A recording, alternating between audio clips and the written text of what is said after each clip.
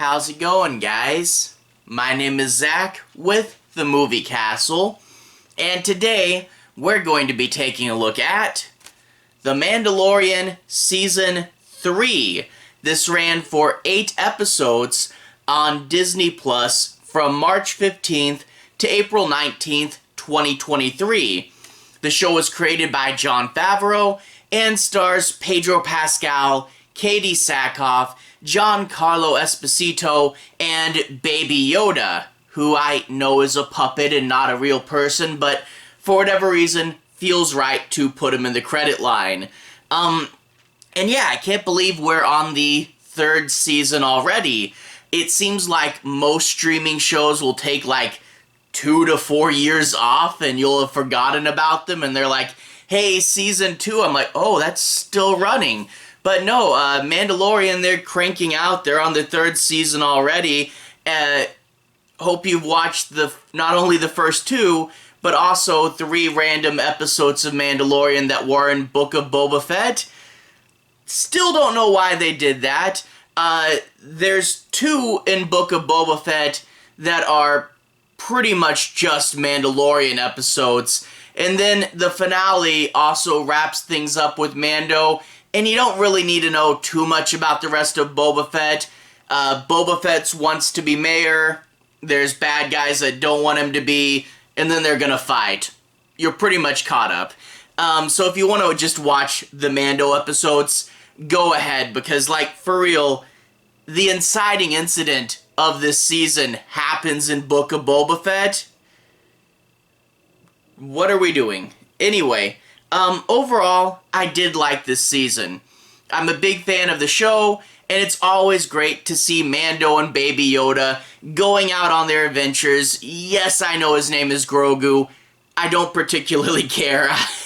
And this is obviously the best thing that Disney has done with Star Wars. And overall, it was good to see it back, and I really did like it. But as most of you know, the internet does have some complaints with this season, and why I really don't think it is why I really don't think it is as bad as a lot of people are saying. There are some complainers out there. I can definitely see that this season is a step down. You know, I'm not going to complain. I'm not going to go too far off on it, but it wasn't as good. The first 2 seasons were absolute must-watch TV. I was, season 2 especially, I was like, we gotta turn on Mando. It just came out today. And then, season 3, it got to the point where it's like, oh, hey, Mando's out. I'm fine with watching it tomorrow. So yeah, a little bit of a step down. Obviously, we have, like, that side character episode that everyone complained about, and the Jack Black cameo that everyone complained about, and also the biggest thing is it just gets too plot-heavy. We're talking about all of the Mandalorian people now, and trying to take back their home world, and in turn, when dealing with the group as a whole, it really does get away from those Mando, Baby Yoda adventures that we like. The show had always been a little bit side questy, but it did it in the right way, whereas like, hey, we're off on another adventure on another planet. We'll see some friends every now and then, but we're just kind of going off doing our own thing. That was always really, really great, but this is just, yeah, it's really just bogged down with plot, and yeah, I'll get to that more in a second. I guess without further ado, let's talk a little bit about plot. I'm not going to do any major spoilers. I do want to talk about the setup and a little bit about where we're going, and I know people can get a little testy with spoilers for new things, so if you want to turn off here, that's fine. I won't talk about the ending, but I do want to analyze the plot a bit. Anyway, in Book of Boba Fett, yeah, the inciting incident's not in the show itself. The armorer found out that Mando took his helmet off and in turn he's been kicked out, and the only way he can come back is if he bathes in a certain lake in Mandalore, but Mandalore is supposed to be toxic. You're supposed to not be able to survive there, so he can't do the cleansing ritual. Well, he decides to go there anyway, and it turns out Mandalore is not looking too great. It's really run down, but it's totally survivable. It's not the toxic wasteland they were led to believe, and when Mando comes back with this news, it is time to get all the Mandalorians back together and take back your homeworld. There's, of course, a few other things. Pirates are constantly attacking Navarro, who has decided that it's going to be its free, independent planet, but it has to deal with proving it. And of course, Moff Gideon is back, along with some other Moffs, and you start to see the fragments of the Empire reforming, and hints at what will eventually become the First Order. And I guess, let's segue that. I do like seeing this.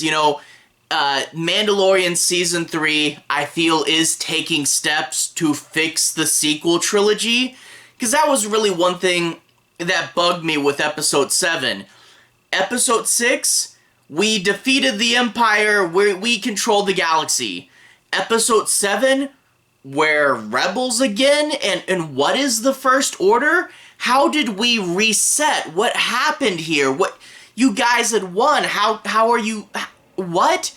And this really explains it.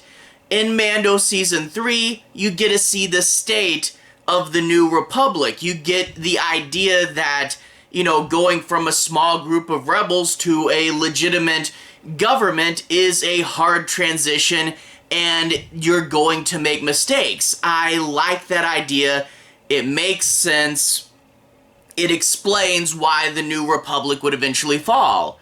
And then showing Moff Gideon, showing all the other Moffs getting together, and hints at things that would happen in the sequel trilogy. Setting that up, showing us what the First Order is and where it came from. Even in what they did with this season alone, really does help make Episode 7 and onward make so much more sense. And I think it does go ways to repairing it. But that being said, is that what I want to see when I watch The Mandalorian? And not really. I kind of just want to see the Mando Baby Yoda adventures. So it's something that helps, but not really something that I wanted to see. And I guess along those lines, the main plot itself, getting all the Mandalorians back together. It really, how when they went from alien to aliens with a big S at the end? This season really does feel like Mandalorians with an S, It's like, Bo-Katan, she's a cool character, and they find a way to get her in there kind of early, and the idea of, can she bring her people together without the Darksaber? She's a cool character. I like her. I like Katee Sackhoff.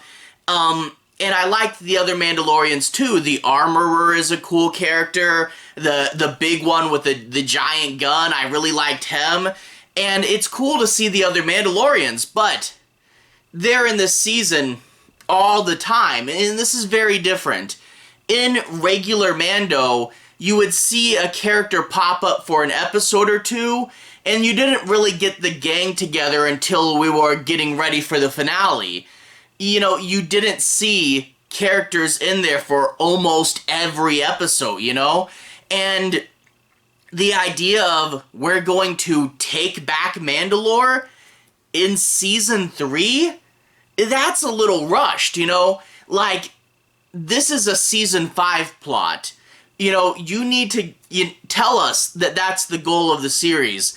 Tell us that we want to take back Mandalore. Have hints that it could be habitable. Have us build up and yearn and want all the Mandalorians to come back together again. But really, Season 3, it didn't feel like there was enough time to do it. At least the show hadn't focused on it before, and in turn jumping to getting all the Mandalorians back together and taking back Mandalore, it just didn't have enough hype built up behind it. And this really should have been season 5, then we just jumped to it too quickly. So yeah, it is plot heavy, and it is something that we needed to build towards. And yeah, we just got, Mando as part of a much larger group. He still is the main character, but it wasn't the formula we were used to that we liked. The idea of him running around going on adventures, also if you had waited to do this till season 5, the formula of him running around doing random adventures would have been a little more tired, and we would have accepted a larger plot a lot easier then. So yeah, bogged down with plot. And I guess I should mention those 2 episodes. First off, Chapter 19, The Convert. I feel like this really killed the show's momentum. It's a terrible episode. We start off with real Mando, and then we jump into this side plot with a character I'd almost forgotten was in the show. That evil scientist that was experimenting with Baby Yoda. Well, he's been captured, and he's on Coruscant trying to reform himself, but the New Republic isn't interested in his science, has him doing a menial job, and he meets a friend that might push him on the wrong path. Yeah, it's a side character that I'd almost completely forgotten about. I would never buy this guy's action figure, and we focus on him for most of the episode. Like I said, it is bookended by real Mando, and I tell you, when the show got back to what it was supposed to be, I could physically feel my interest peak up again. I just suddenly lean forward a little bit, pay more attention, eyes more glued to the screen when we got this dumb section over with. Seriously, if you are going to do a side episode, if you are going to do a bottle episode, it's a risk. Make sure that it's something we legitimately care about. And not only is it something we don't care about, this whole episode's almost pointless.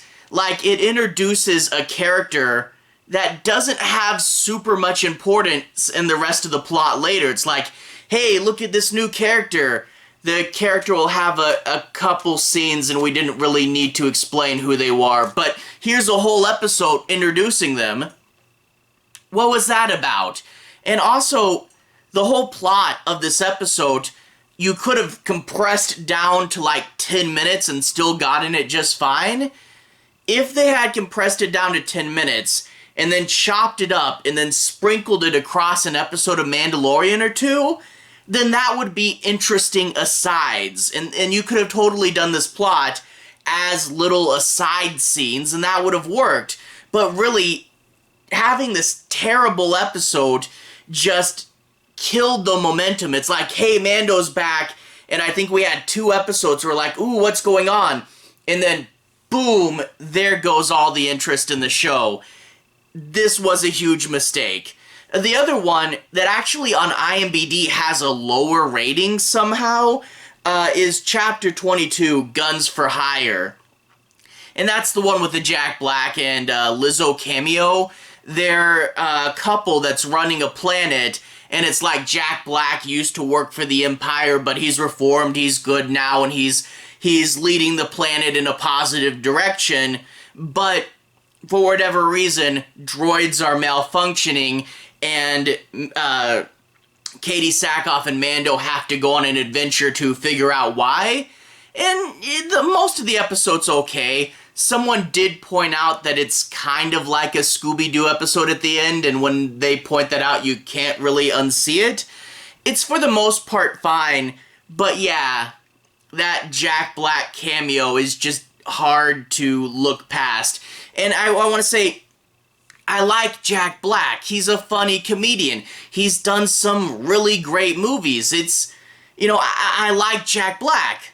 But in Star Wars, you know, when you do a famous actor in Star Wars, you have to pick the right one, because most of the Star Wars actors are people who at the time didn't have a huge name and would go on to be much bigger later. Obviously, original trilogy, we had Harrison Ford, and then in the prequel trilogy, you know, Ewan McGregor and Natalie Portman became much bigger names after the series, and even Adam Driver in the sequel trilogy got to be much bigger later on. The Star Wars formula is not picking celebrities and flash in, like saying, hey, look, here we have the celebrity you like. That's never been what Star Wars does. Now, it does have some really famous people that would pop up. The Hammer people, Christopher Lee and Peter Cushing, both were absolutely excellent in their movies, but they're actors that fit within Star Wars, and it made sense. And like in this very episode, we had Christopher Lloyd, Doc from Back to the Future. That's an actor who's a big name that works within Star Wars. I was actually really excited. I'm like, oh, Christopher Lloyd's there. He makes sense, and they kind of underutilize him. Really, Christopher Lloyd should have had Jack Black's part. I could totally see him as a former Empire guy who's trying to be good now, but you're not sure about it. That would have really worked. But instead, the cameos here are just way too distracting and don't really fit. And I get why people complain about it. I still don't think this episode overall was the worst thing ever. Definitely not worse than The Convert. Whew. But I can see why people complain, and it definitely doesn't work. I mean, you know, Jack Black, you're cool. I love doing Jumanji, but you don't really work for Star Wars. I mean, maybe if you were voicing an alien, that could be a fun cameo. That wouldn't be too distracting, but no, this was too much. I'm not really mad at Jack Black, but still. Anyway, overall, I do want to say why there is gripes, why they did jump the gun and do something too big and get too plot heavy, and it wasn't the Mando and Baby Yoda adventures that we wanted. It still had fun moments. Several fun fight sequences. There's a really fun scene where Baby Yoda's being chased in his pram, and it's kind of like Gizmo in the little car from Gremlins. And there's lots of fun action sequences I really liked. The last episode or two built to a big finale and really did remind me of some of the action sequences from the Star Wars prequels. I thought it was really cool, and I won't spoil where it ends, but I really do like the place where we left our characters in the end. I thought that was fun. So I do want to say, you know, it still is Mandalorian, it still is pretty fun, and I still liked it, but it did have faults, and it wasn't exactly the show that I had fallen in love with, because it was, it was just too plot heavy and got too bogged down with other stuff that wasn't Wild West adventures, you know? So it's good, but it is the weakest of the three, and I'm hoping it comes back soon, because it really does set up at the end that we're on to more Wild West adventures, and that's what we really want to see. Anyway, to everyone who's watched so far, thank you for watching. To everyone who's liked and subscribed, thank you. You really are helping the channel out. I'll leave a relevant playlist on the bottom. How about my 2023 playlist, where you can see me review things like Renfield or the Dungeons & Dragons movie. Anyway, have a good day. I'll see you guys again very, very soon. 2023 playlist on the bottom. Have a good day now.